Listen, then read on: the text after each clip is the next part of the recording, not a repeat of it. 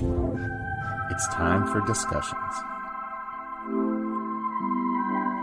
Welcome to episode 11 of the Discussions podcast. Today we've got an exciting one, which is about evolution of life versus the evolution of business and how they're more similar than you might realize. So I've always been fascinated by science, and I've always thought to myself, I want to know the smallest things that humans know, and I want to know the largest things that humans know. So what's inside of an atom, what's inside of a quark, etc., etc. What's the furthest thing away from us that we're aware of? What's the furthest extent of the universe that we're aware of?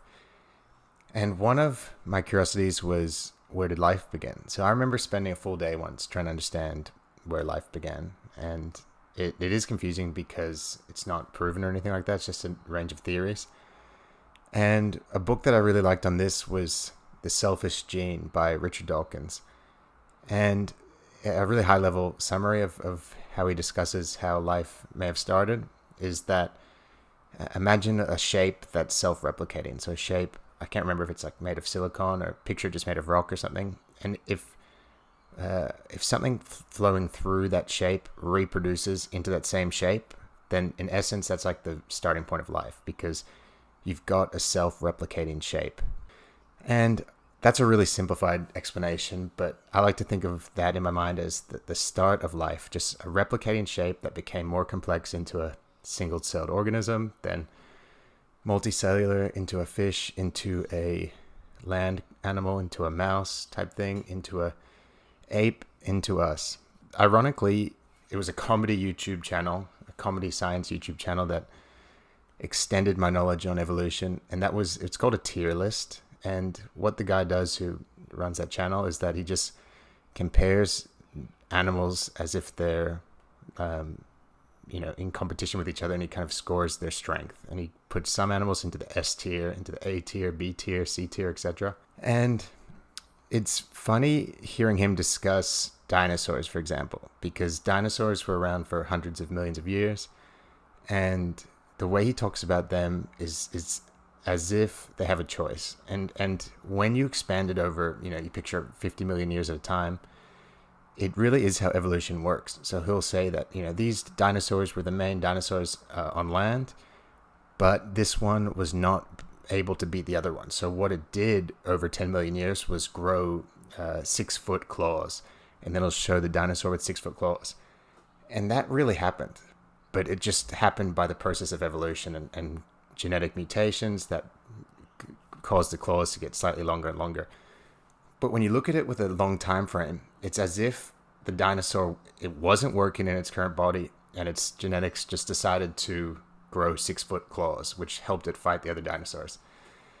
And that, to me, is how evolution works. It's trying so many things, and it's finding what works and what doesn't. And if something works, great, that animal will survive. And that's why we have thousands and thousands of different animal species alive today. And if something doesn't work, either the animal will die out or it will keep evolving and it will keep changing. And that's really similar to some business advice I heard recently, which says that a business will come up with ideas and they'll think certain services are good, certain products are good, certain offerings are good. But until you put it out into the market and test it, you don't know whether they'll actually work or not. So one opinion on what a good business owner should do is that they should test out what works and what doesn't and be ready to adapt. So you can't just decide to sell to have a product that will sell 1 million copies.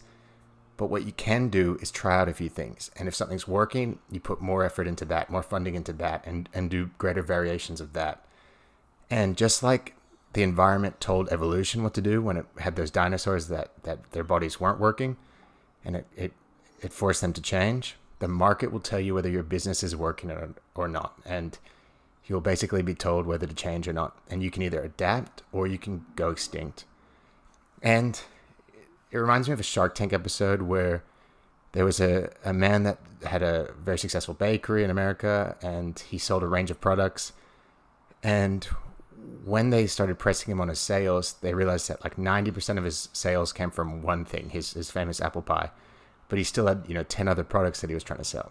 So the advice they gave to him was, get rid of the other products and put all your efforts into selling that one apple pie through a range of different distribution channels. So he had tried 10 different products. One had really caught on with the market, and they told him to focus on that and build his brand around that. And that's kind of how evolution worked with that dinosaur. The dinosaur may have been adapting other ways. It may have had some baby wings coming on. It may have had some other things. That's just an example. It probably wouldn't have had wings if it was a dinosaur at that stage. But it tried out the claws, and guess what? The claws did work. So even if your business is not working right now, keep trying, keep adapting, and maybe it will work.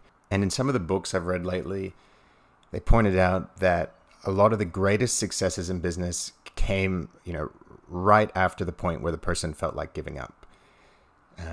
Where that dinosaur might have just gone extinct. The final thing it tried was the claws, and it worked. And there's plenty of businesses that were just about to close down, but they persevered, and their next product took off. So in that sense, I'm a big believer in don't give up, keep going. What the book said was this quote. It said that 97% of people who gave up work for the 3% who didn't give up. So that's, if you're a business owner, that's one thing to keep in mind. Don't give up, keep chasing those dreams. And even humans with such great skills and such great knowledge and use of tools, even our species dwindled down to only a few thousand left during one of the ice ages. And we had to persevere, even when it seemed like there's no chance of us repopulating to millions and millions.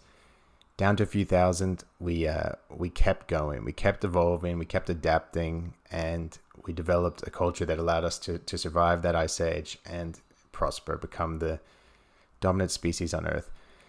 And that's a metaphor for if your business is dwindling, even if it's on its last legs, even if sales are slow, don't give up, because right before that, right when you feel like giving up most, sometimes that's right before you hit the jackpot, and your next product is the one that saves the day. So keep on going, and you too may become a global force of a business. So thanks for joining us for this episode, and please subscribe so we can bring you more content.